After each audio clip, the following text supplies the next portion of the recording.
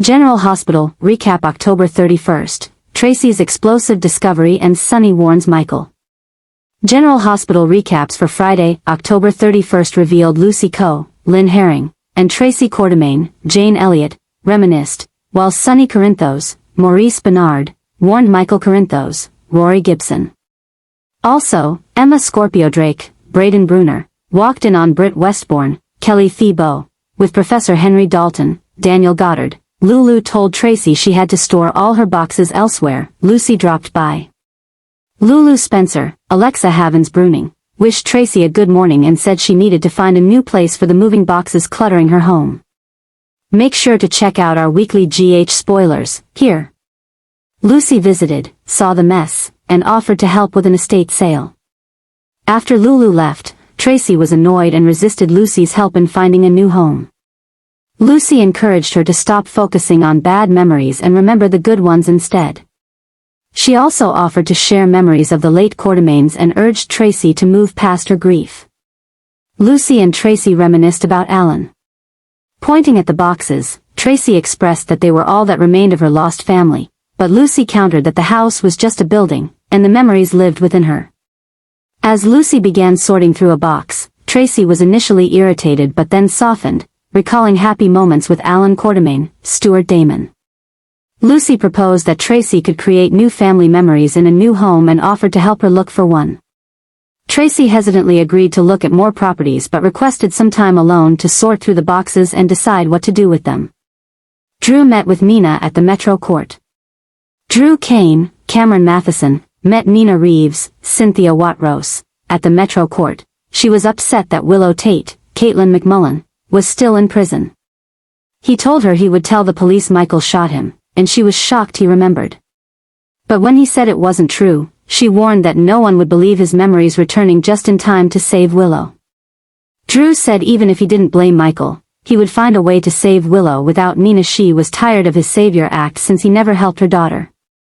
If you want to get back into Willow's life, Drew said as he stood to leave, it will only happen if I support it too, so show me more gratitude. Michael warned Sonny. Across the room, Michael sat with Sonny, who worried Willow's lawyer would target him to create doubt. Michael was upset to learn Willow's attorney was Alexis Davis, Nancy Lee Grahn. Sonny warned she would gain sympathy for Willow and highlight Michael's privileged life and mobster father. Michael angrily mentioned Willow's bad actions, and Sonny cautioned that if he spoke like that on the stand, it wouldn't help him.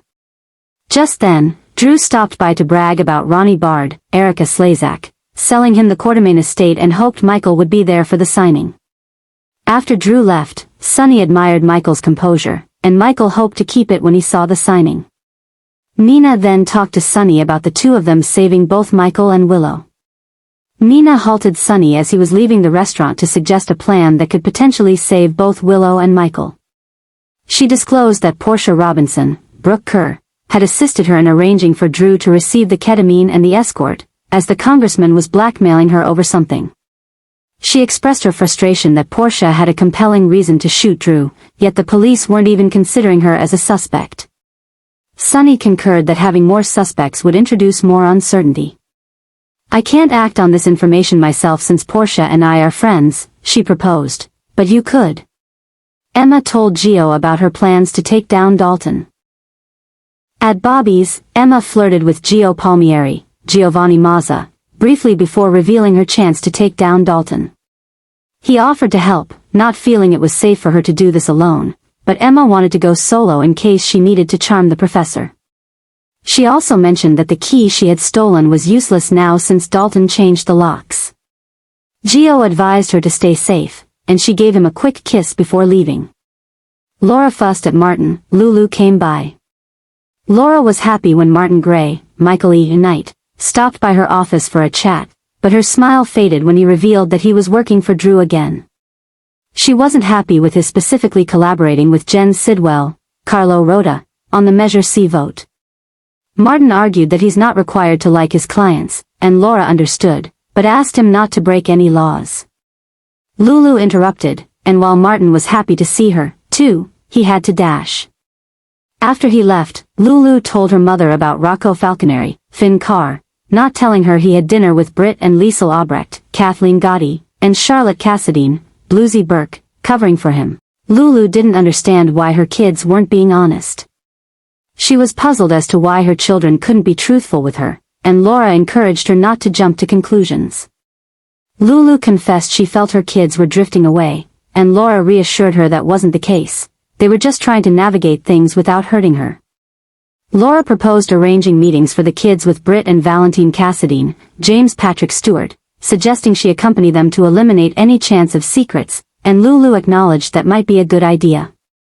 "Do you ever get tired of being right?" she smiled. Later, Sidwell found Laura alone in her office and made a surprising offer. "You and I are going to collaborate to save Port Charles." Ronnie met Jack Brennan at Bobby's. Ronnie walked into Bobby's and was shocked to see Jack Brennan, Chris L. McKenna, mistaking him for Joey, an old acquaintance. Jack introduced himself, and when Carly Spencer, Laura Wright, interrupted and met Ronnie, she complained that Michael had filled her in on Ronnie and how she'd kicked the QS out. Ronnie clarified it wasn't personal, but Carly couldn't grasp why she was selling to Drew instead of Michael. Ronnie tried to leave, but Gio stopped her to ask if it was true. She confessed she had an offer she couldn't refuse, and he pleaded with her to think again. He pointed out that Monica Quartermaine, Leslie Charlson, banned Drew from the estate and tried to bulldoze the family crypt, urging her to halt the sale. That home and its history deserve better. Michael put a guilt trip on Ronnie. Michael gazed up the stairs as Ronnie came back to the mansion. He mentioned he was only there to grab a few things and bid farewell to the house. He then offered to pay more than Drew, but when she declined, he sensed something was off.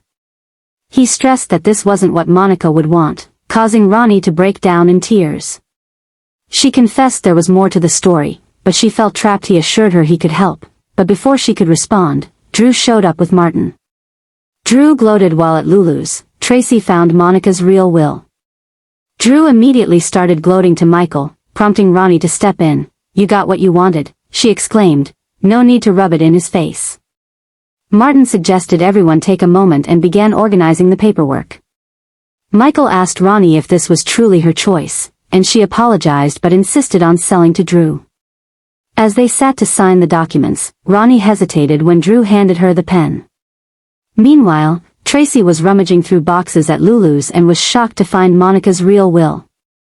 Be sure to catch up on everything happening with GH right now. Come back here often for General Hospital spoilers, news, and updates.